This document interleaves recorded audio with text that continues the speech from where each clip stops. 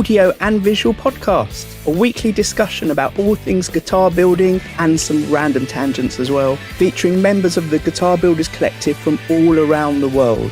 The Guitar Builders Collective is a like-minded group of individuals that have come together to share their experiences, knowledge, and inspiration for guitar building. Each week you can join us in the live YouTube chat or catch up at a later point. It's also available as audio, where you'll miss out on seeing our lovely faces and some of the visuals we share along the way. You can also find the Guitar Builders Collective via our forum, over on Instagram, where we share images of members' builds. We've got a thriving Facebook group, and we do hope that no matter what your experience and knowledge is, you'll become a welcome member of this community too. Great, welcome everyone. Hello. Yeah, slightly different to our normal setup. We haven't got a guest per se. We've just got a group of faces that you might recognise. I hope the conversation will go in interesting places. But I've just noticed people watching on the live stream. When I said hello, 2 people dropped off. So who knows how this will go. But yeah, for anyone listening on the audio, there's me, Daniel from Devil & Sons Guitars. Snowed in, so he didn't have to work today, or is working from home. We've got Owen from Entropia Guitars. Over in America, we've got Mark Gutierrez and Scott from Bonehead Guitars. Aloha. I'm assuming it's quite good weather there, but I don't really check foreign weather that much. And then down below, we've got Ray, Tasmaniak Guitars over in Australia. From down under. Down under. How do you refer to us if we call you down under? Up over? Or just not really? Whinging Do you want the nice version or? Okay, yeah. I shouldn't have asked. So we typically refer to you guys as pommies. Yeah, fair enough. Do you remember the origin of that? Prisoner of Her Majesty of England. Yes. From memory.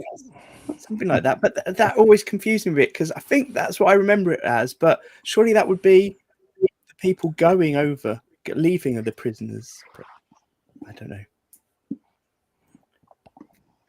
So I messaged everyone beforehand and said maybe we could just have a conversation today about things that are somehow inspirational to us. So that could be other YouTube channels we watched, music. I've definitely got an album I want to recommend later, and a guitarist.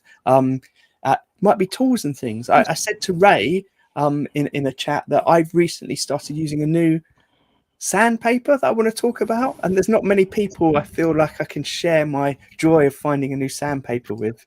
I've gone all in and just ordered another £60 worth of it. So yeah, I hope I won't change my mind or find something else that's better.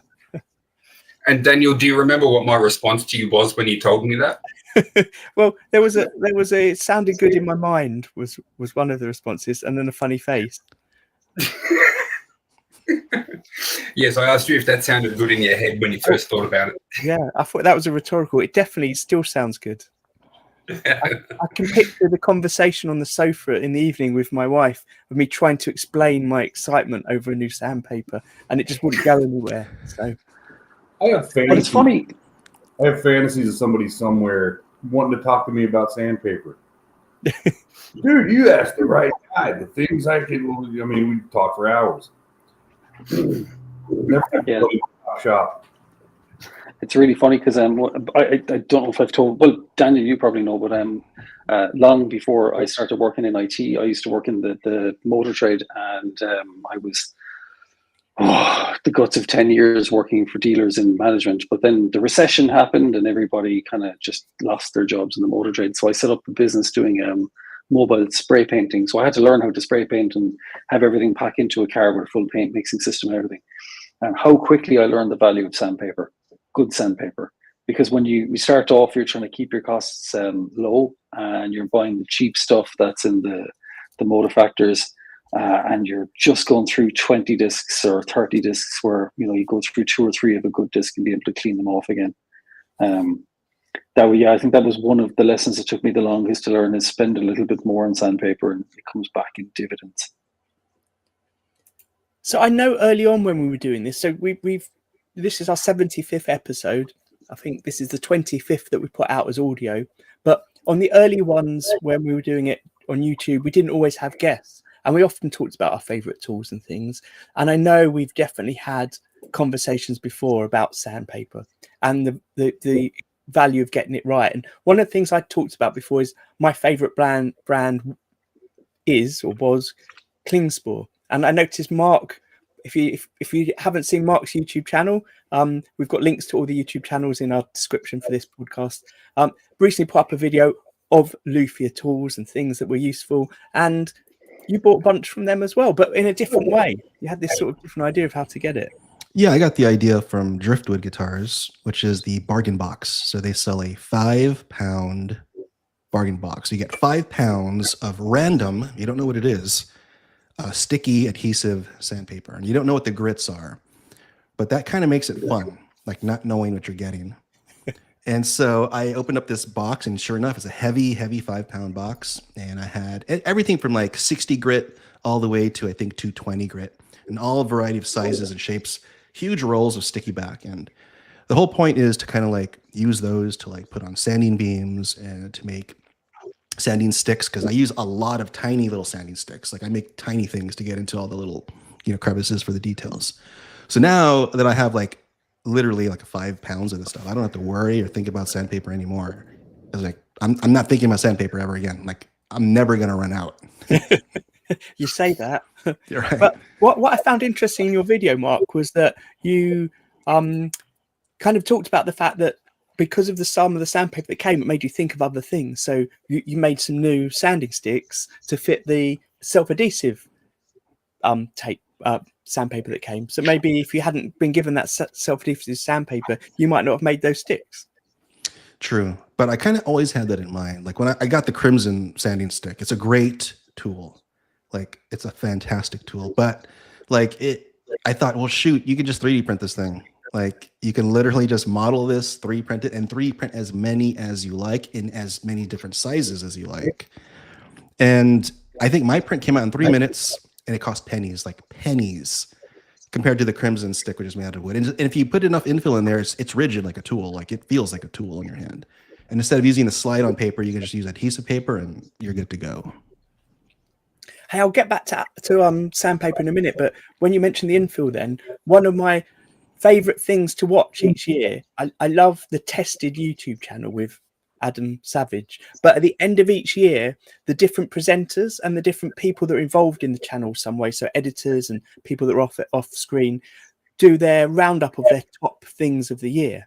And in one of the ones this year, Adam Savage was talking about 3D printing, and he was saying that for a lot of his things that he makes, so some of them are kind of basically models that he makes at the end or that are related to films in some way, he prints it solid without an infill, because he said it makes it feel like a real object. Then you're picking up this heavy chunky thing.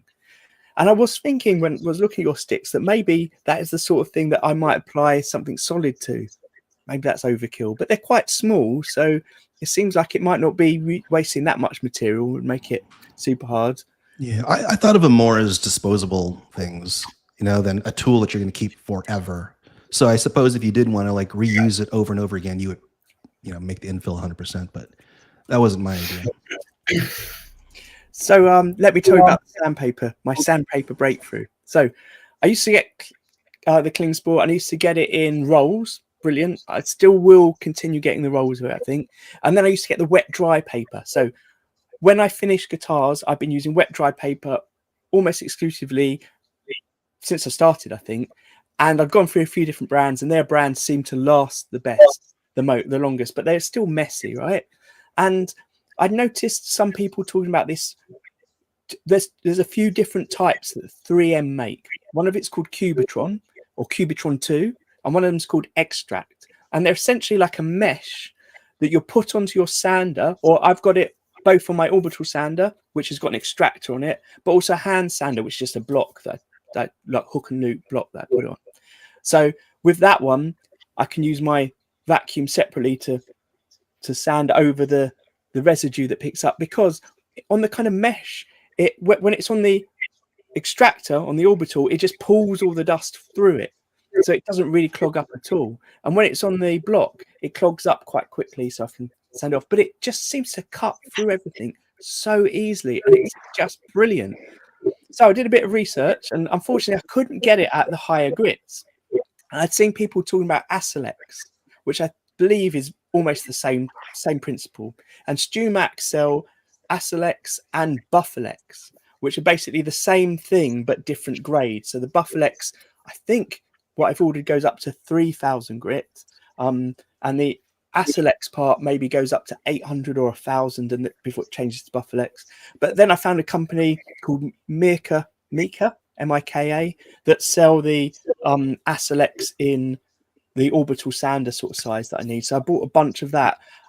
And at the moment, I am spraying a lot because I'm trying to get through a load of just bodies to use examples for on the book I'm writing about guitar finishing. And what I realized is, as Owen mentioned, the quality of the paper does speed up the process. And when I'm working in bulk like this, having the 3M extract, it just cuts through things so quickly. I'm not using water, so it's not as messy. I can vacuum it all up super quickly at the end, and the finish is brilliant. So I'm hoping with the Buffalex, when I get down to the fine stuff as well, it's going to be as quick, as efficient. But it's exciting for a process that's quite boring. It's made it more exciting because it's quicker and better. It's interesting how we all come to the same conversation topic around the same time, because Todd's latest video was about him finishing the paint on the guitar, and he's using super Acelex paper. And he goes through a big talk about how it has this anti-clogging stuff, because when you're trying to get that gloss finish on anything, whether it's a car or a guitar, if you're sanding, the paper clogs. That clogging will stop you getting a flat surface because it'll be ever so slightly dimpled, and it can also introduce more scratches as you're sanding when you're trying to get things more smooth. But that Cubitron stuff is great. There's another YouTube channel for just general woodworking, Stumpy Nubs. Yes, that's where I found out about Cubitron from. Yeah, he did a great video on it. It's really good stuff. So here's the next stage to it. I'm doing it currently on my orbital sander with the extractor on, but when I come to the higher grades, I'm going to be doing it by hand. I haven't yet invested in one of the blocks with the vacuum attached to it. So you hand block and it vacuums at the same time, therefore cleaning out any dust that will accumulate. But on Stumpy Nubs, he did a test, and it wasn't scientific. It was kind of anecdotal. It was him with a few blocks of similar wood, with the same sander, with the same sanding pads on it, starting fresh on each block. But on some of them, he put the extractor on, and some of them he didn't. And he said that he could definitely feel a difference in the efficiency of the pad. I don't think he said the quality of the end product, but the efficiency of the pad when the extractor was on. He could just run through it much quicker. So that's my next thing, I think, stepping up to the extractor being on. It sort of makes sense, I guess. Hey, look, we've got quite a few people in the live chat, so welcome everyone that's there. So if you're listening on audio, we do I just did if you're listening on audio and did a little hand sign. Anyway, people on the YouTube might have seen that. Yeah. We go live every Thursday. Next week it's on Wednesday. Talk about that later. We go live every Thursday, and people in the chat. And John's here. John is someone that's, as far as I remember, has printed the most of Ray's guitars other than Ray out there. And John was saying he's trying to find ways to speed up his sanding of his 3D guitars, 3D printed guitars. Wonder, John, maybe you just drop in the chat. Why are you sanding them? Are you sanding them just to get a better finish, or are you then painting them? Because I'm presuming when you sand your printed guitars, you can't really buff it back up. I don't know, Ray, can you do that? Or when you sand it, is it then... You can actually, yeah, you can. To an extent. Basically, you can apply a lot of heat very quickly. So some of the things that will occur with my prints is some people have, problems with getting their parts sticking to the bed, whereas I do everything to make sure the damn thing sticks, and I have problems getting the parts off of the bed. and consequently it'll actually flex the top layer sometimes. And when you flex plastic, especially ABS, it goes white.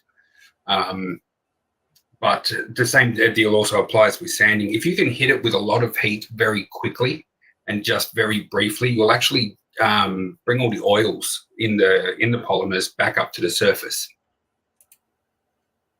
Yeah, John just said it's a better finish than polyurethane in some ways. Yeah. So I printed now 2 of Ray's guitars, and I'm currently experimenting with putting body filler on them, or on areas where the big curves are, and then following what I thought I might do, which Owen backed me up on a couple of weeks ago, of spraying it first with some sort of adhesive promoter before having a 2-pack kind of body filler, not body, high build primer on it to try and give it a good finish before I add color to it. This is a pretty odd conversation, I think. I always thought that the whole point of 3D printing was to get away from all those traditional kind of guitar-related sanding strategies. And I get it, right? When you 3D print, you have all these lines. I get it, right? But I don't want to, and I've seen so many videos online where people are using like epoxy filler and then sanding. It's like so much work. It's actually more work than building a normal wood guitar. Yeah, here's my idea. Why don't we actually exploit those lines, right? And exploit texture, and maybe even exploit the infill. Like maybe we can make it visible. Like the infill is gorgeous. Some of those infill patterns are absolutely fascinating. Why can't we make that the top layer? Like there's so many things we can think of that don't involve sanding. I hate sanding, and it seems silly to apply all those old traditional techniques to this new modern technology. That's my thought. So, I mean, look, for what it's worth, people are asking me for, finishing techniques, how to paint, how to sand. And at the end of the day, the reality is I'm the worst person to ask, because as far as I'm concerned, the layer lines are beautiful. They're a thing of beauty, Okay, maybe not that extent, but the reality is 3D printing has, you have side effects that come with it, like you have the layer lines, and anything that's got a curve onto it, you'll see it step down. I don't know if I've got anything handy. It's all the way over there, so I can stay there. But as far as I'm concerned, I lean into it. If that's part of it, like Daniel, you'll notice on the Meteora where the armrest is, you'll have it where it steps down. Most people want to get rid of that.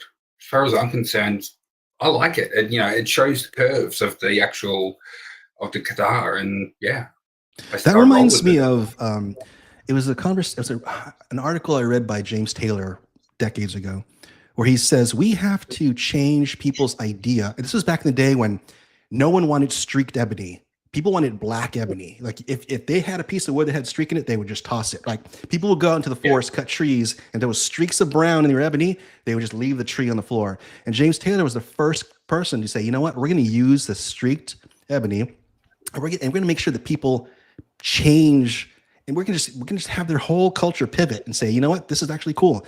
You have to embrace this. And I thought that was really cool for a company to do that. And I think we have to do the same thing with 3D printing. We have to sort of embrace what 3D printing is giving us. I love this conversation. I have to agree, but as with everything, I don't think there's a black and white for anything. I would personally love to spend more time doing exactly what you were saying, Mark, and embrace that. However, for me, I'm writing this book. I'm trying to have as many examples of different painted finishes as I can. And I haven't tried the sanding experience yet on a 3D printed guitar, but I can make that body while I'm doing other things in the background, and then I've got another thing to paint. So I need as many bodies as I can to paint at the moment. And it seems like it might be a simple way to do it. Maybe not. We'll see. And it's also cheaper than making those other things. But I would really be keen to now do some of the things I want to try on it with those layer lines in. So, for example, one of the things I'm using for these bodies is just using them as canvases to do things like fluid pouring on it. So if any of you haven't seen acrylic pouring, Google it, YouTube it, it's fantastic. there's a guy called the Fluid Alchemist, Cyril, who makes guitars. He doesn't actually fluid pour on his guitars. He makes fluid pouring paintings and then has this slightly secretive transfer system. He has to transfer them onto guitars, almost like a fabric top. They look incredible on guitars. It's like how people used to like that kind of swirl finishing or spatter finishing. To me, it's like the new way forward for that. And I've seen some people doing it with watercolor paints on guitar bodies as well. But now you're saying it, Mark, the fact there's layer lines there, that's going to let the paint flow differently over it. So as it hits the layer lines, presumably it's going to pool a bit or run horizontally around some of the body. So the colors might affect it in a different way. I'm super intrigued to try that now. I think Mark has a really good point as well about, the fact that 3D printing is fundamentally different. And I also love the fact that every podcast episode ends up turning into a 3D printing podcast episode. But on the subject of 3D printing, Mark's say point that. It's not my fault. Oh, we're totally laying the blame at your feet, Ray. But actually, Mark has a really good point, because like the thing with 3D printing is you can do things you can't do in wood. There's some amazing guitars out there. One that always blew my mind is this guy, Olaf, I think his name is. He makes this beehive guitar. It's like all these hexagons, but they're kind of in the guitar as well. And when you look through the guitar, you can see bees in the hive at work. You can't make that with wood, because you need something that can go in there and manufacture it. And I think I am really curious about what Mark just said in terms of exposing the infill patterns, because there's some really, like, they're complex. They're like snowflakes. I think there's something really cool about maybe a 3D printed guitar with an acrylic see-through top to show that off, or clear, maybe a clear thin top on it. It's really, that's a really good idea. I like that a lot. Well, I mean, there are situations where it would be good to have some texture on a guitar, especially on the sides and things like that. The only thing I really have experience with a larger 3D print are like Star Wars helmets, and you have to Bondo and paint sand to try to make them smooth, because but that's something that is expected to be that way. A guitar, you got freedom to do what you want. I'm so intrigued. I'm going to do some draft prints. Sorry, Scott. I was just going to say, at least me, we think a lot about, you're looking at how to finish a guitar, and you want, either a glassy, smooth gloss, or, a satiny feel or whatever. But I don't think we put a lot of thought into texture itself, and where you might want different texture in different places. Other than, I've done an oil finish on the neck forever, just because, it's smoother and tends to, stick less. But now I want to think more about texture. Yeah, I've been trying to experiment with texture too with 3D printing, because that's where the strength is in 3D printing. And so I've been experimenting. I made this fret holder tool with all these kind of like triangular facets. So I've been trying to think, well, instead of a flat surface, can it be like triangulated and faceted? And so I've been putting this on all my tools. You won't be able to see this on camera, but like, for example, that is like, it's like a faceted triangle pyramid kind of system. It's all random. And you can do the entire surface of your 3D print with that. And you wouldn't see the layer lines, because it's all a texture. It's not a tiny texture like when we think of like sandpaper. It's a big texture, right? And you can vary those little, whatever you call them, tiles or pyramids or whatever, however you like. And so if you think in terms of that, then sky's the limit. All you have, is your imagination, and you can just basically build whatever you want and not have to stick to all those kind of traditional rules, like you said, Scott, of like, oh, high gloss finish or satin finish. Like, that's it. Those are your only two options with guitars. That sucks. It also seems like the other two options that you have is you either have paint or you have wood grain. And that's kind of it. So even just seeing, people expand from that, with what you can do is, I've been really looking forward to seeing what people are getting up to. I did work on a guitar from Solar last month. This is one of, what's the guy's name? Ola or Ola? First of all, the guitar was a big steaming heap of shit. I've never seen anything set up so badly in my entire life. The fretwork was appalling, and the holes for the pickups weren't deep enough, so one screw would go down further than the other type thing. But the finish on it was the weirdest thing. So it was like this. It was supposed to be this kind of V-shaped guitar with blood and splattering guts and all that type of stuff for the guy who's playing it in a metal band. But the finish looked like wallpaper that had just been put onto it. You could see the edge of whatever the material was. They just stuck it on. And it was textured and it was cool, but I just thought to myself, these are some lazy mofos throwing out these guitars for that price point. So that was how it came from the company. It wasn't someone who customized it like that. No, it came from Thomann, directly bought, and it came with the volume knob. The volume pot didn't have the bolt screw down, so the pot was turning inside in the cavity, and it was just ropey. And like you see these guitars, and everybody rants and raves about them. Going, these are cool, go get them. They're like, if you're into shredding or metal, this is the guitar for you. But man, I was not impressed. So I know nothing about solar, and I'm not saying this is the case here, but I have seen recently people being duped and buying fake guitars and thinking it was by other companies. So I'm not saying that's what happened, but that sounds like it could be one of those companies that have made something a bit rubbish. Yeah, I just thought it was really cool that like the finish was just this kind of like almost like a vinyl sheet that had been stuck to the front of it. So kind of like a fabric finish, if you want to think of it that way, but just not with fabric. But just, yeah, put on by a blind man wearing mittens, clearly. Hey, could you actually feel the edge of the finish, or like where the wallpaper was drawn?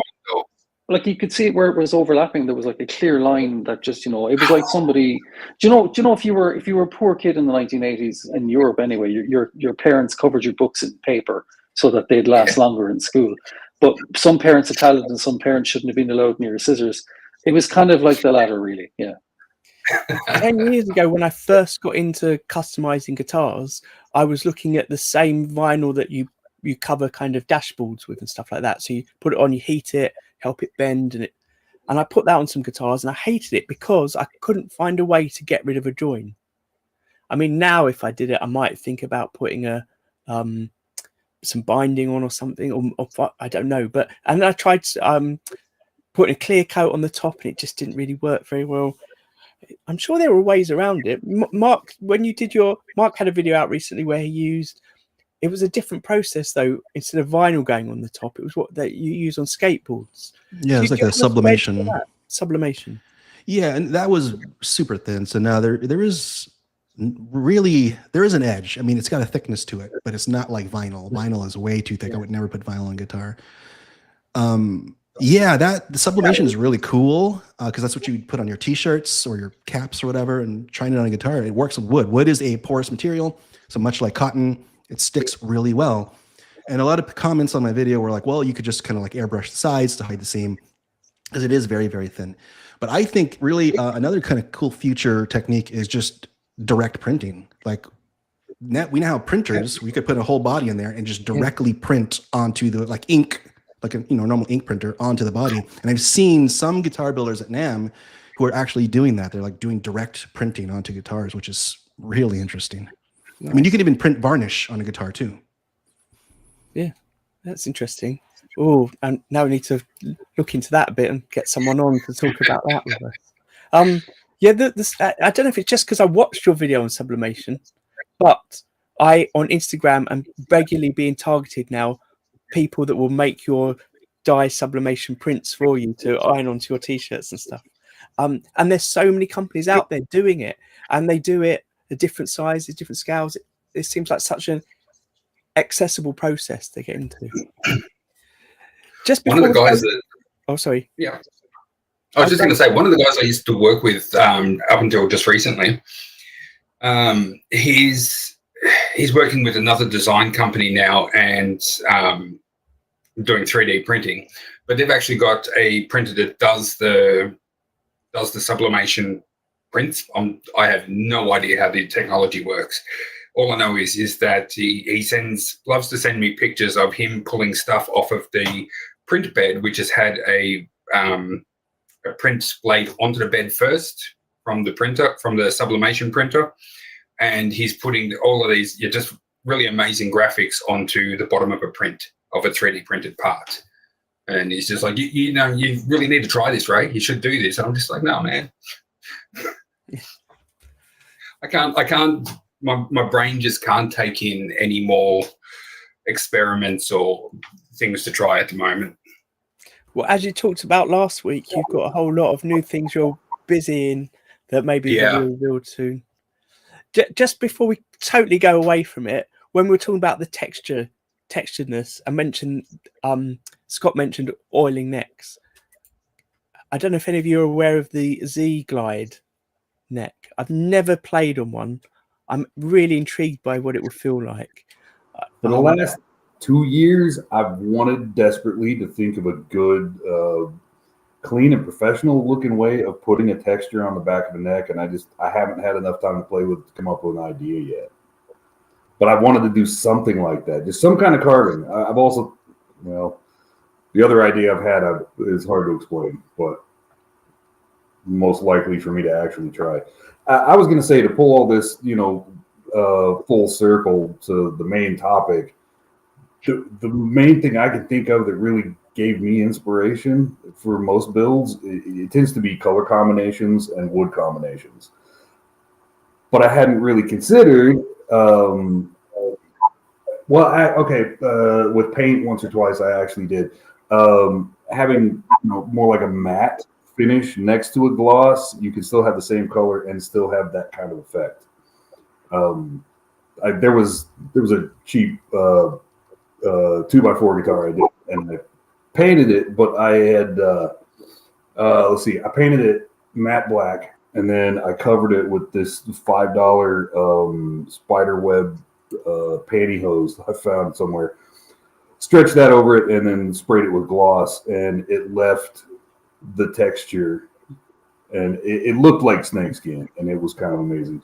So I hadn't thought quite so much about what you could do with texture in that context, but for me, like I said, color combinations, wood combinations, but texture adds a whole nother dimension that I haven't really explored all that much. It's funny that you put the fishnet on and did the underpants or whatever you did to get that texture. Those rubber mats that you can put on your workbench to stop stuff from moving, and they've got all the little holes. If you put that down and spray and shift it a millimeter and spray, you can get a really awesome carbon fiber looking finish if you just vary the shade slightly. Well, that's interesting. Interesting. Yeah. I do like the fishnet thing. I haven't thought about trying something different like that. That's quite good. I love the idea of maybe doing that with gloss and matte. So one thing that you guys might remember, like before doing 3D printing stuff, I did high-end car audio and shit like that. One of the things we used to do a lot of was basically, like if we had doing a trunk or a boot install, is we would spray down a base color of like black or white, and then would actually get like curtain lace and stretch that over the top of the wood as well, and then spray over a contrast color, and then pull the lace back off, and it would leave that pattern on there. After doing that, would then do things like, I guess the easiest way I can explain it is do a sunburst around it. I mean, there are so many things you can do that exist in the world of other crafts. Yeah. I've carved the back of a neck with a laser before. I have one of those lasers where the Z-axis moves, so it can follow a curve. Right. That was the worst viewed video I ever made. I don't know why, but I guess no one likes carved necks in the back. It kind of doesn't make sense, right? Because your hand's there and you're going to feel the texture, or maybe you can fill it with something. Anyway, I did a really cool guitar design on the back of a neck. It was like, it was like an AI generated image. So there was like cherry blossoms and like snake skin and leaves. It was gorgeous, but nobody really liked it, I guess. What do you think of the neck after carving it? Was that? What do you think of the neck? How does it feel underneath your hand? I mean, it was a proof of concept, so I didn't fill it with anything or sand it. It was just like, there's the engraving, and I'm okay with it. I think it felt okay, but it's not the greatest feeling neck. Yeah. What if we did engraving on the back of a neck where we had frets and you could feel from muscle memory if you're going from third to ninth, right? How cool would that be? Yeah, that reminds me of like the cat guts. Like they would tie cat guts on the lutes, and you could feel like where you were. Yeah, yeah, that's cool. Actually, John was saying that in the chat that he likes the idea of carving markers into the back of the neck, so he could it doesn't get lost on the fretboard. But that's a cool idea. It's actually a good idea because like now, like my eyesight is getting worse. And so if I'm just playing on the couch or on the bed, like I can't see the tiny little side dots. I just can't see them. So yeah, it makes sense to have some kind of like a texture, right? To kind of figure out where you are. Well, I've really come to like compound scales. And the only drawback I've run across is sometimes on the higher strings, your eye sees the bass fret, and you can be a little off on the treble side. So I like that idea, having the texture. Oh, that reminds me of something else. It was a new Strandberg model for like the keyboardist for Dream Theater. Anyway, apparently the keyboardist for Dream Theater, I think it's the keyboardist for Dream Theater. He's got like perfect pitch, right? But he needs to have some kind of reference point in the fretboard. So what he did was in the inlays, he put like where every single A note is in the inlay. So it's like a really beautiful inlay on the fretboard, and hidden in the inlay are these like little markers where every A note is. So he can get like an orientation of where he is. I thought that was really cool too. That's cool. I saw someone had a fretboard. It was Steve Vai's guitar tech, Thomas Nordic. I can't remember exactly how it worked, but the frets were colored white and black, but they weren't fully white and fully black. It was a bit like it was like the piano, where the black notes are the sharps or the flats, or whatever. And but then of course, not all frets are going to be black all the way through. So it was a bit like a checkerboard, but it followed that note pattern. So visually, it was just so interesting because it looked so weird. But you could see a keyboard connection to it just looking at it. But it's very strange. But I always found that interesting. I'm trying to quite picture it in my head now, because how do you divide where the lines are between the 6 strings on a guitar? I'll have to try and dig out a picture of that. Hey, look, we've flowed quite well through, but has anyone got anything specific they wanted to bring to the table about something that they found particularly inspiring or interesting recently? About tools? Oh, that's in the interest of people. I went on a bit of a spending splurge there before Christmas, and I got a drum sander at long last, so that's fantastic. Really happy about that, and it came broken in the box, so that was even better. Oh no! Yeah, oh man, I was pissed. So I wanted to get this Laguna 1632 drum sander for the longest time, because I was just getting bombarded with ads and video reviews for it, and it seems to be a decent bit of kit. So they were doing this advent calendar promotion thing in the shop that sells it in Germany. I'm 300 quid off. I'm like, that's it. Credit card is getting absolutely kicked to death this month. I'm going to buy it and worry about paying for it later, as always. And it arrived, and the drive belt wasn't working. And I emailed Laguna, who are based in the US and are a very nice bunch of people. And they went, how do you feel about opening up the control box and poking around to see if there are any loose wires? I said, sure, I'll give it a go. And turns out there were loose wires inside it. So the circuit board is upside down inside the box, and they have spade connectors very loosely put onto the circuit board that carry mains electricity off out to the inverter board for the motor. And because it's upside down and very loosely connected, they all just fell off. So that was great. So it was a quick fix, but just kind of a weird one to get it, and it wasn't working. A dab of hot glue at the factory would fix it. And I picked up a laser cutter, so that was cool. So I bought an X2 D1, which is a small one. It's like 400 by 400, but you can get a kit that extends it out to almost 1 meter by 400. So for making neck templates, it's a really cheap way of getting in and making laser cut neck templates. So yeah, spent a bit of money on those too, and still waiting for this new Bamboo Lab 3D printer to come out. And when that's out, then I'm going to pull the trigger on that too and finally get up to date with 3D printing. And we're back to the topic of 3D printing yet again. I apologize. Well, we're talking about how tools influence us and inspire us, and I guess it's a thing that some of us have just come to, some of us have been on for a while, but then we've all got that in common to chat about, and that just inspires more. Again, I would just like to point out that it was not me that directed the conversation towards 3D printing. We're just nerds. It's going to happen naturally. Everybody in this group is a As nerd. long as no one blames me for this. I got these really cool microphones as well for doing videos, so I'm finally going to start doing videos. This thing is tiny.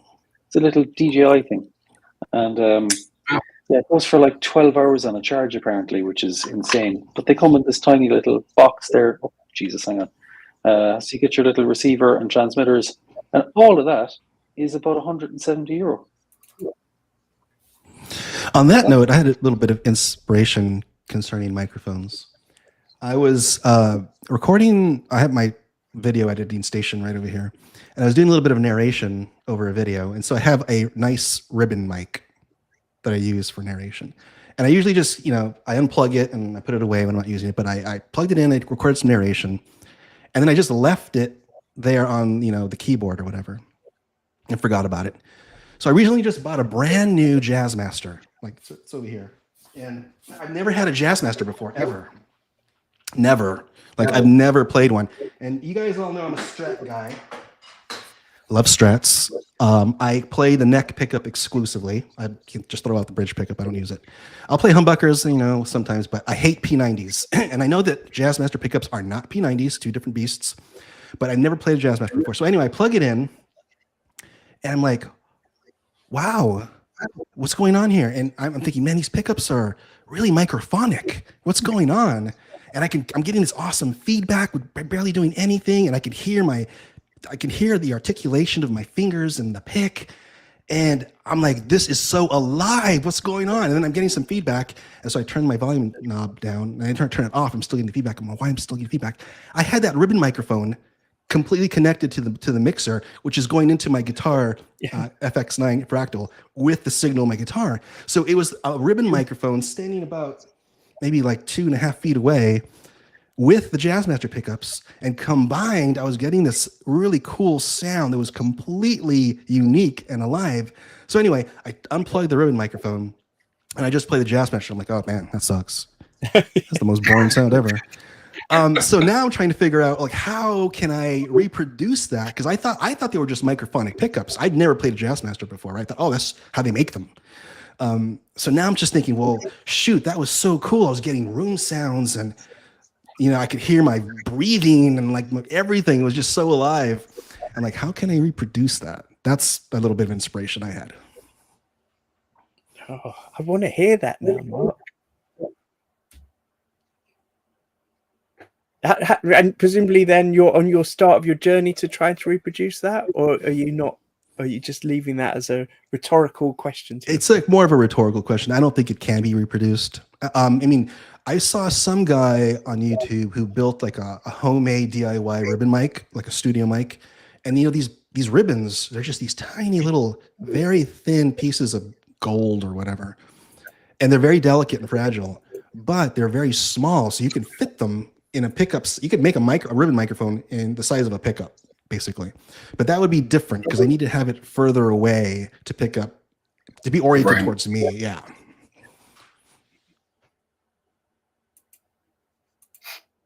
Yes. I don't really do much recording, but I've had to again recently. And I own, for my workshop, I've got a Chromebook. And it turns out Chromebooks don't really let you install proper apps on them. You have to do everything via cloud-based services. So I was using it's called BandLab. It's a cloud-based mixing software thing, Adair, and it's quite good. But my internet out in my workshop isn't quite good enough, and it's just become so frustrating. It's like using the wrong sandpaper. It's just having to re-record things not saving properly. Sometimes when I load up the page, it doesn't load up all of the tracks that I've recorded, so I have to reload the page. And if I haven't noticed it hasn't loaded up all the tracks and I've started recording new tracks, then it sort of saves that without the tracks that I'd originally recorded that hadn't loaded up, and I've lost them. So anyway, recording is something. What I've realized is, in order to get a demo of a guitar, I need to have a recording of it. And despite the fact that you're going to listen to the recording on your headphones or on a computer or in your wherever, it's going to be different quality wherever you are. It still has to be an okay quality that I'm recording. And no matter how good it is and what I do isn't brilliant, people are going to not be happy with it. I remember that from when I first put demos of guitars out, where I had people who could really play, like really great players, demoing for me, and someone would send me an email saying, "Hey, I'm based in the EU. If you want to send me a few guitars, I'll make you some demos, because obviously you need a better guitarist demoing it." Or people saying, "Oh, that person can't play," or "I hate that type of music you're playing." It's just, it's a whole. You can't please everyone. You can't. Yeah. On the topic of things that we find inspiring, I recently picked up something that I think is going to inspire me to look for different sounds, I guess is the way to put it. And John in the chat's probably going to have a laugh at this, because I haven't stopped talking about it since I picked it up. It's a phase pedal, just another phaser pedal. But like, if you look at your typical phasers, what are they? They're one knob, the rate, and maybe a depth switch like the harmonics. I got that guy. Oh, this is the one you were talking about the other day. Oh yeah, that's nice. Look at all these switches.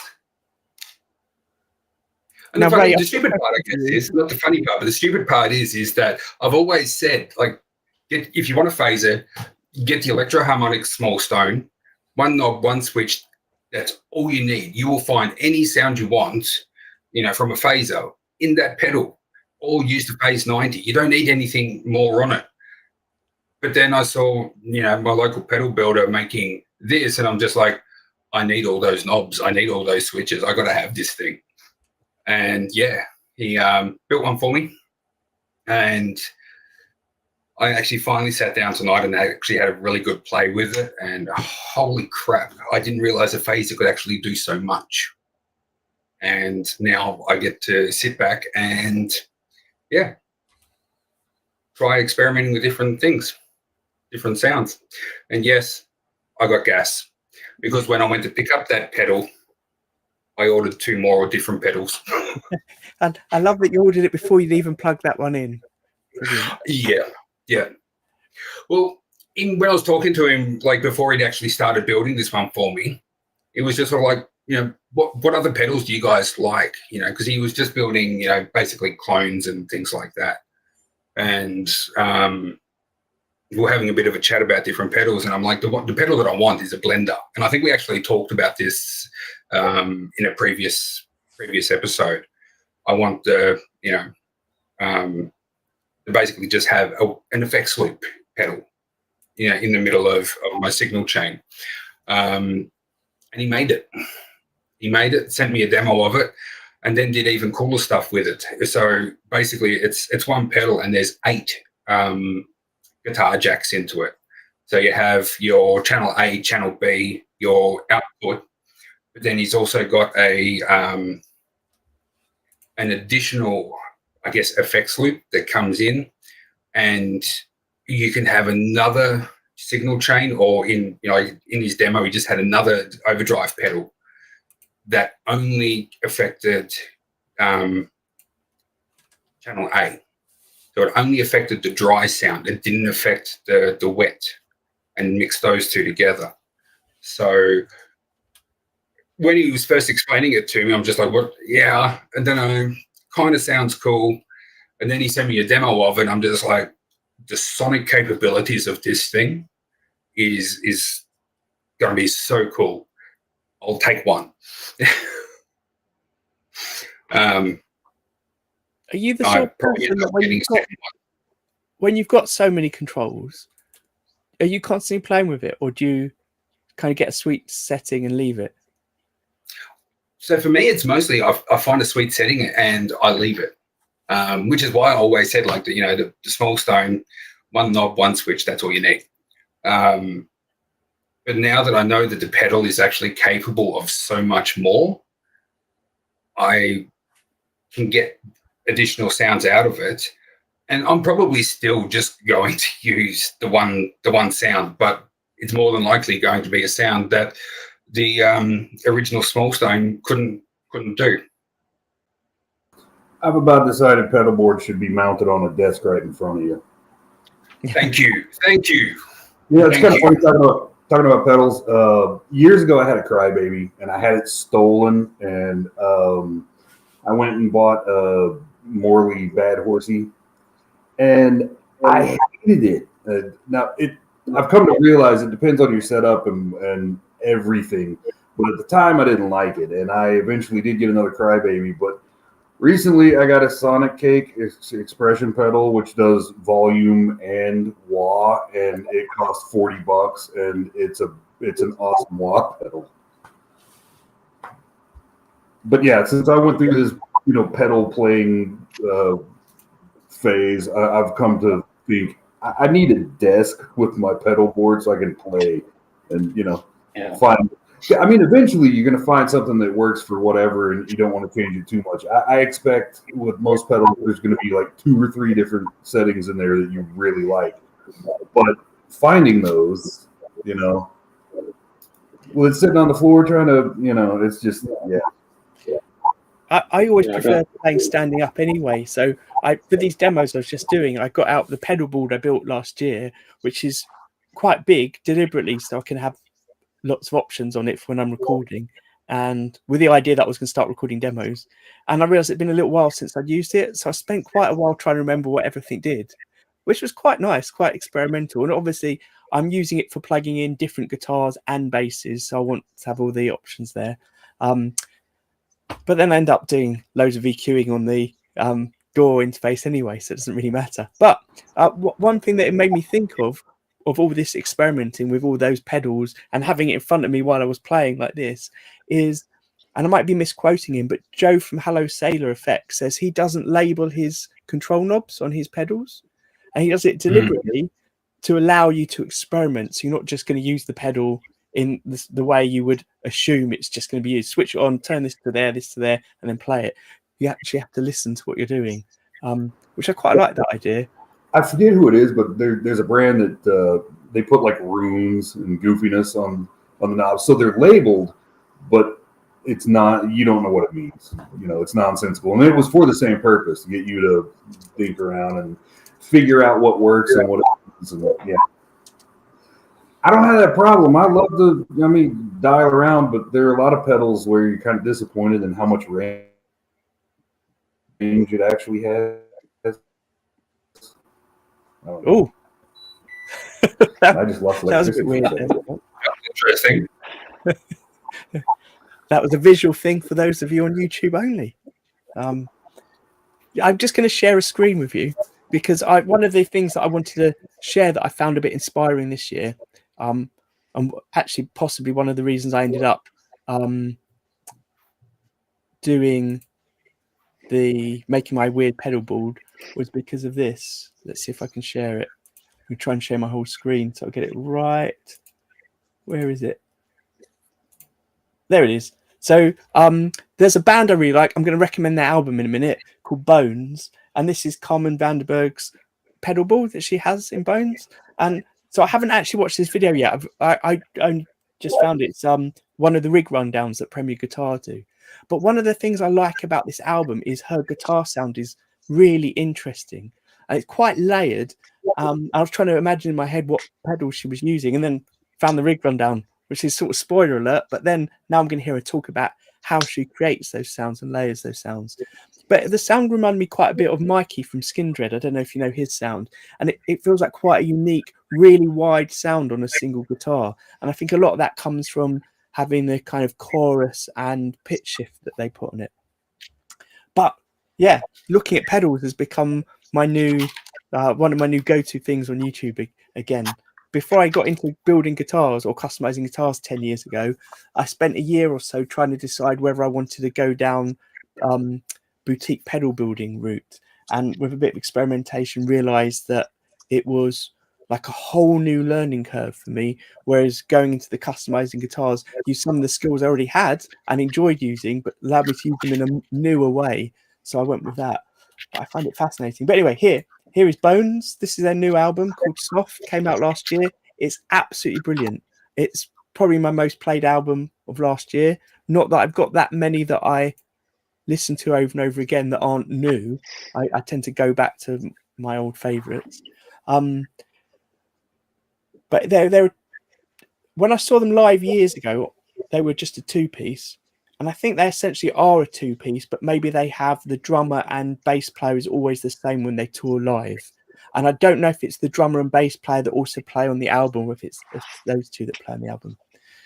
But yeah, really interesting songwriting. It feels like a proper album in that from start to finish, it's not just one type of song all the way through. It kind of meanders through different styles and different sort of tempos. But the guitar playing is great, and it's the sounds of the guitar that I like the most. And like not over the top, stupid solos or anything like that. Highly recommend listening to it. I don't know if anyone else Just so you know, played my music recently. Just so you know, in case you hadn't noticed, the live chat caught the charismatic voice page, and everybody's talking about her. Yeah. I saw that too. I was like, Oh yeah. Well, I've mentioned her before, so okay, I'll do a screen share again while we're on this then. So things that I found inspirational recently are things that allow me to look at things in a different way. So it's not just like listening to music. Let me share my screen and I'll do that. Here we go. So yeah, so listening to Bones, but then getting that opportunity to see the rig rundown to understand how it works better. So charismatic voice, some people are obviously then in the chat interested in. New Year's Eve, I was watching her talk about Linda Ronstadt, and then it made me think about Linda Ronstadt's music a bit differently. Not that I knew her very well, but then I went down an hour or so of just listening to 70s rock, and it was all because of listening to someone breaking down that type of music. So charismatic voice is essentially a channel that break down music, but from a singing point of view. So they're focusing on the singers. The presenter, Elizabeth, I think that's the name, she's a opera singer. So she talks about not just how someone's singing, but the kind of science behind how vocal cords work and how the position, the posture of someone might change the way that they've got control over their voice. And it's very interesting. She's not judgmental as you think someone might be about what your voice is like. She just talks about how that person's making the sound. And her channel's really big. And through lots of, I think, the Patreon funding and some other fundraising she's done recently, she's funded some research into how singing is, what effect singing is having on your vocal cords for particular types of singing, like grunge singing and that gravelly singing, because apparently not much research has been done in that. And I found that fascinating. And on that similar note, I'll quickly go through them. Low End University. So as a bass player, I like watching things about bass, but he is a bass player that his background, as far as I know, he grew up listening to a little bit of punk music, but didn't really listen to that much. And now through his Patreons, he's listening to metal bands and punk bands and analyzing the bass playing, but not more than that, it's also analyzing the songs. And what I'm finding is sometimes it's reminding me of bands that I haven't listened to for ages and making me want to listen to them. And the new one that I haven't listened to yet is he was listening to Rob from Metallica's early bands. And I realized I don't really know Suicidal Tendencies or the other band that he was in. And it's made me want to go and listen to them. And this one I am fascinated by. I've been watching so many of his videos. I've just been slightly burnt out by them recently. And it is Phil from Wings of Pegasus. And he does what he calls objective data breakdown of singing. So he will take a track and isolate the vocals. And it's tracks that his patrons or his listeners have suggested that he researches for them.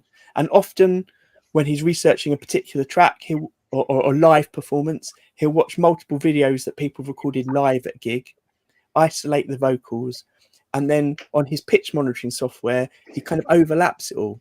So you can see with, for example, great singers, how at each performance, they're almost identical. It's never going to be identical, almost identical, because they've got that much control. Or what he reveals more often is how much of what we consider live singing now is actually essentially either mimed or pitch corrected live. And it's fascinating looking into it. One of the most fascinating ones recently was talking about a Grammy performance. Somebody is up for a Grammy for best a cappella recording, and it's all pitch shifted. And it just seems really weird to have what we think of as a cappella performance about your voice, but it's gone through essentially a pedal board to get it to what we're listening to at the end. And he had an example of the two people on that a cappella recording have got a live YouTube version of them rehearsing it and how amazing their voices are. But once it's gone through the pitch correction, it loses some of that nuance that you have in your real voice. And his analysis of it is so detailed from so much experience of being a sound engineer and a musician. Absolutely fascinating. But those three, Low End University, Charismatic Voice, Wings of Pegasus, I found it always into looking at and listening to music differently. It's got me back into music. I was going to say, I don't remember if it was him or another channel I saw with that. I saw somebody who would isolate the vocal track, and I just remember they did some specific things looking at, recordings from the 70s and how he would actually pitch correct them, and then you could see how it kind of ruined, the magic of recording. I know there was some Led Zeppelin he did, and when you pitch shift and but also time correct it, it took the life out of it. It just made it really stale. Yeah. What I find fascinating though is he'll show a video of somebody performing live, and then he'll find videos of that person performing live 10 years ago and videos in between of them performing the same song, and overlay the isolated vocals, and they're identical for the 10 years of performancing. It's the same identical recorded vocal line that's been put out there, and people pay, like he says, if you're paying to see someone live and you know that what you're doing is you're paying to see them dance and the stage show and stuff, that's okay. But if you think you're seeing it live and you're not, it is a bit like a fraud. You're being lied to about it all, and it may be that that's how modern music is done. If you're doing a massive world tour where you're performing every night, you can't be necessarily expected to be on point all the time, but there has to be some sort of honesty about it. And he suggests in a recent video, he's trying to put together some sort of system to allow people that are buying tickets to a show or at a live performance to know whether what they're listening to is live or not. A bit like some sort of guidance or warning on the ticket, just so you know what you're getting. I thought that was really interesting. I can imagine with a lot of, especially like with your more pop artists and things like that, some of those audiences probably won't really care. They're not there to, for the high quality audio. They're there for the stage performance. They probably don't know it, but that's what they're there for. They're there to see Shakira shake her backside more than to hear her vocal cords. And I mean, I guess at the end of the day, if that's the case, then fine. What's the problem? But I'd just like to know, I guess. He had this brilliant one. I can't remember who it was recently that had done a live performance, and he showed that it was a live performance by having their isolated vocal. It was a brilliant live performance. Compared it to a previous performance of theirs, also very brilliant. It wasn't the same one. I'm going to have to look up who it was. But even though he had a live orchestra playing behind him when he was singing, this person, the orchestra was recorded. So the orchestra looked like they were playing live, but they were recorded. And it was just the vocal that was live. So he was singing over a backing track, and they got this fake orchestra there. It was so weird because the orchestra was the same on every recording. Who was that? Sorry, I'm going to go off on a weird tangent looking at it.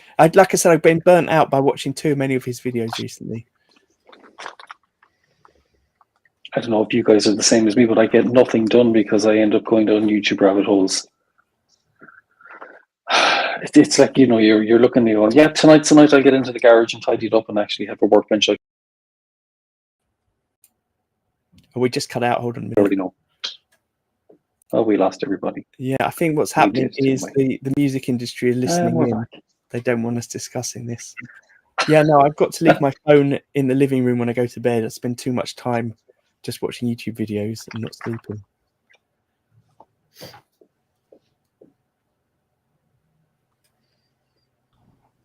So what are you saying, Owen? We're all quiet.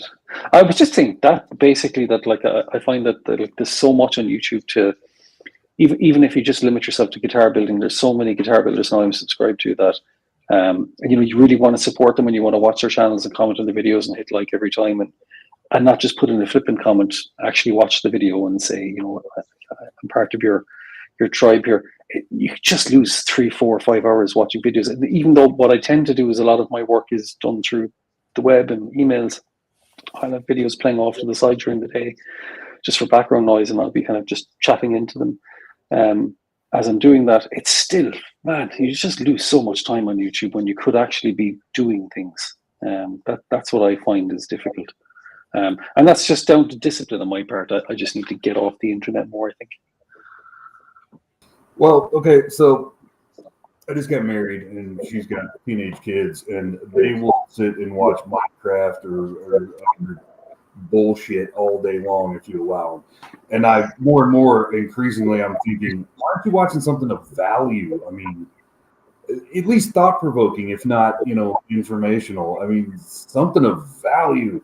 So I paid a little more attention to the crap I watch, but I think I could defend what I watch quite a bit. I'm sure they can defend what they watch as well.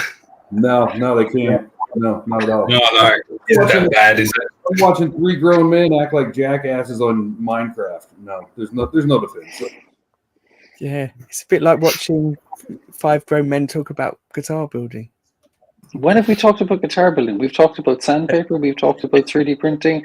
We've talked about your questionable taste in music. Where's the guitar building? I would like to point out 5 for 5. Oh, beards, yeah. Oh yeah, we do. We do. That's pretty good. Guitar building. So on guitar building, I'll show you what I'm going to start my next build, because I can't keep just telling people I'm a guitar builder when I built one guitar and sat on my ass for 6 months. So this is my next one. So this is a maple and ebony neck, which is pretty cool, and ebony board to go on the top of it. And then over here, Jesus Christ, this stuff is heavy. I've got a quilted maple top. So I was slightly blown away by how expensive this stuff actually is. And you can't actually even see the quilting on the camera, so that sucks. And then a kume body. Let me grab that. Yeah, just a big old kume square there as well. And some black binding. So yeah, I'm going to get started on that this month, because if I don't get started on it, I will be actually annoyed at myself. Like the Yeah, I don't know what it's going to be. I think it's going to be a Les Paul. I think it's going to have a Floyd Rose. And maybe Fishman Fluence pickups. I don't know. It's all very much a work in progress mentally at the moment. I don't know what I want to put into it, but I'm at least going to get the top glued up and onto the body by the end of this month, which is hilarious because that's really only about 30 minutes work. But I just need to get off my ass and do it. With the thickness of that top, you could carve a Les Paul. That might be the way to go. Yeah. I think with the thickness of the top, I've got I can either resaw it down and have 2 drop tops for 2 different instruments. But it's probably going to be a Les Paul, to be honest. Yeah, I think I'm just, you know what? I'm just intimidated by the whole body carve in the Les Paul, and I've been watching. Everybody has a different way of doing it online. You know, some people use the router template thing, and then they sand down the hard edges. Some people use card scrapers. Some people use gouges. So yeah, I'm not quite sure what I'm going to do, but when it's such a big piece of wood that I'm going to have a lot of offcuts when I cut the body shape out, so I can be practicing on the offcuts because it's something I haven't done before, and inevitably I'm going to fuck it up. So if I have offcuts to fuck up on, then that's a win. So yeah, I think it might be that. We'll see. Yeah, but yeah, I'm looking forward to kicking that off. And then I was down in the maker space around the corner before I bought my own laser, and I made little Floyd Rose templates that you can click in and click out. So they're pretty cool as well. It's actually really cool because I discovered that you can take 3D printing files, most of them, and you can dump them into the laser cutter software and just go ignore the Z, the height, and just do the footprint, and you can just throw them straight into the laser printer without any work, or the laser cutter. So that was me doing a lot of talking. Sorry, just took everybody away into my little fantasy world there for a few minutes. No, it's good. It's good to know that you've got something on the go with the wood ready to go. I don't know about you, but the weather sort of has a bit of effect on how I work. So I obviously, when it's really cold, it's hard to do certain things like spraying. But at the moment, I've got to get lots of spraying done. So I've had to jig my sort of spray booth around a bit. It's in a separate, like a shed, basically, that I've insulated. So I start every morning with the heaters in there, heat it most of the day, and then I get a few hours at the end of the day where the humidity and the temperature in there is okay to spray. With my extractor on, because when the extractor's on, it starts to cool quite quickly. But it seems to be all right so far. But we had lots of snow yesterday, got snowed in, so I'm not sure how much spraying I'll get done today. The heater's on again. But the snow is sort of inspirational in some ways, maybe. It's trying to snow here right now, but that just turns into a wet mess. But it's still gross. No inspiration there. Nah. I'm snowed in for the last 6 days. It's crazy. It never snows in Ireland, and I'm snowed in for 6 days. It's nuts. I was over in Egypt in October, and we had to, as part of the tour guide thing, tour guides when you're on all these foreign holidays take you to their friends' factories and try to sell you tat and shit. And we got taken to carpet shops and all sorts of places, but we got taken to a papyrus shop. And that was cool. So I bought some blank sheets of papyrus that I want to put into some sort of an Egyptian themed guitar, and I bought some, trinkets like ankhs and other little icons like scarabs and stuff that I thought we could do with inlays. And I picked up a big chunk of what I think is limestone. It's like a really white limestone over in the Valley of the Kings, and I'm going to try and split that down the middle and turn it into a volume and a tone knob. So I'm going to do some sort of a weird Egypt themed guitar that may be cursed because I have lifted stones from the Valley of the Temple, or the Valley of the Kings rather. So watch this space. How did you ship back a large chunk of limestone? Was it just in your bag? Like, it's kind of like fist sized. Oh, okay. That's I was thinking like this channel's getting weird again, but it's about that size, and I just put it into my suitcase. And yeah, so I just have all these kind of bits and pieces I picked over there, and I thought it'd be cool to do some sort of a hieroglyphic-y theme guitar. Who knows? But yeah, that'll be my summer guitar. Then I'll get at making that, I think. That sounds great. I love that it was going to have a potentially a look that relates to where the materials came from as well. Yeah.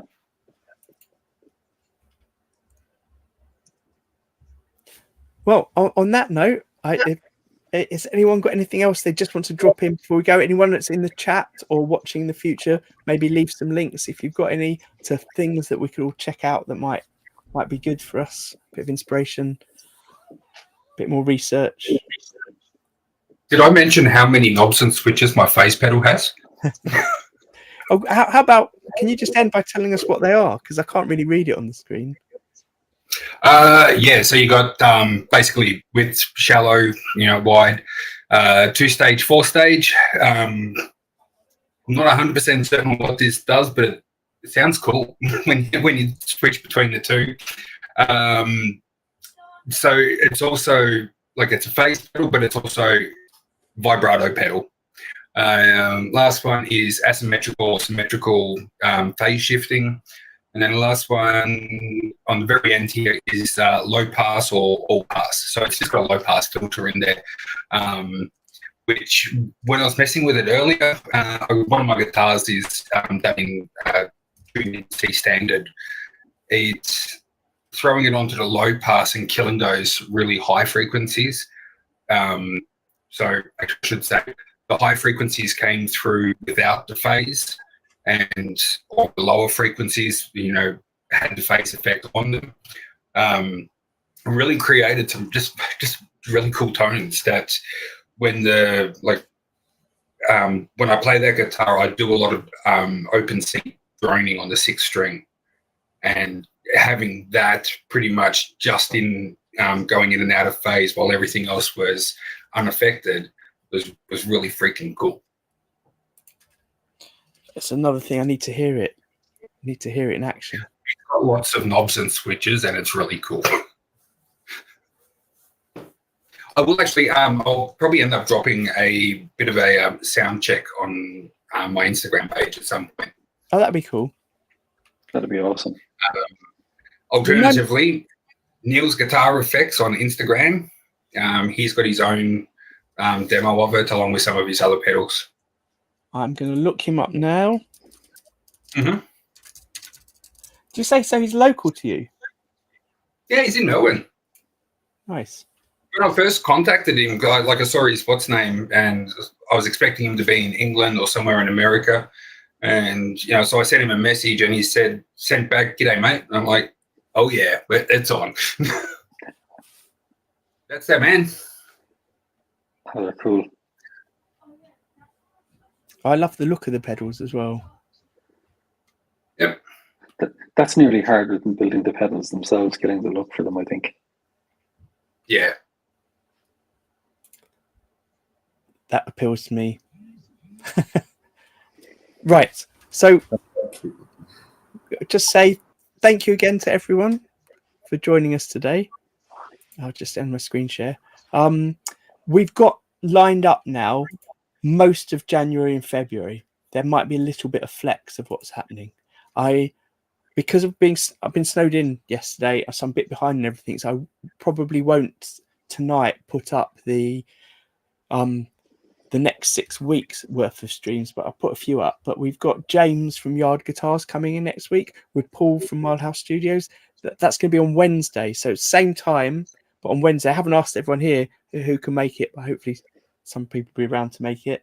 And then we've got the week after, back on Thursday. We can do the next one in our 3D printing special. I think we're going to focus a bit in on the jigs and things that we make aside from the guitars themselves. The 30th, I'm not quite confirmed yet. Then next month we've got Jason from Maybury Guitars, who I hadn't mentioned before, but he's a builder that I met maybe 4 years ago, who seems to be doing really well. Like when I met him, he was talking about how he wanted to grow his business, to have more employees to work for him to build guitars. And at the moment, it sounds like he's just flat out building all the time. So I want to talk to him about, as he described it, the slog of getting your business up to being that big. But also, one of the range of guitars he makes, he calls the upscalers, and they are made using reclaimed wood. So I thought that might be something that might be interesting based on some of the conversations we've had recently. Then we're hoping to have Gio and Todd on. We've got Barnaby Ralph, the Japanese luthiers, joining us. We've got Andrew Knight and Mike from Ingold Audio coming back to talk about guitar design. And then, if any of you know Chris Garland, he's a acoustic guitar builder mainly, but I just love all his tools that he makes using everyday objects. He's going to come in and talk about his process and his guitars as well in March. Menno's in the chat. His internet is up and working, I think, so we're going to try and sort out a date for him to come back on as well, because he's great fun. Hope that's right, Menno. And there's a couple of other people that we've just got yet to hone in our dates. So great. Thank you, everyone. And one more thing. I starting to do every Wednesday evening a live stream. I didn't do it last night because of the snow. I was on a journey collecting children. So I'm going to do it tonight. So if anyone's still around in, what's the time now? It'll be 2 o'clock. It's just under 7 hours at 9 p.m. my time. I'm going to go on live, and I'm going to be doing a bit of a demo of how to create that relic checking look on a poly finish guitar. So one you can't actually do the checking on because the poly doesn't heat and crack in the same way. Fantastic. Thank you all. See you all next week. See ya. Thanks, Bye. guys. Paco. The Guitar Builders Collective is a group of like-minded people from all around the world at different stages of their guitar building journey. You can join us over on our forum to seek advice or share tips on guitar building processes, materials and tools, or just to share your builds. On YouTube, we have a regular podcast of guitar building chat where you can join the live stream or watch back on past episodes. Our Instagram page shares posts of members' builds and links you direct to their accounts. And for those of you on Facebook, we've got a private group that you can join, share and chat along with. The Guitar Builders Collective is a welcome and open space for all, so do pop by and say hi.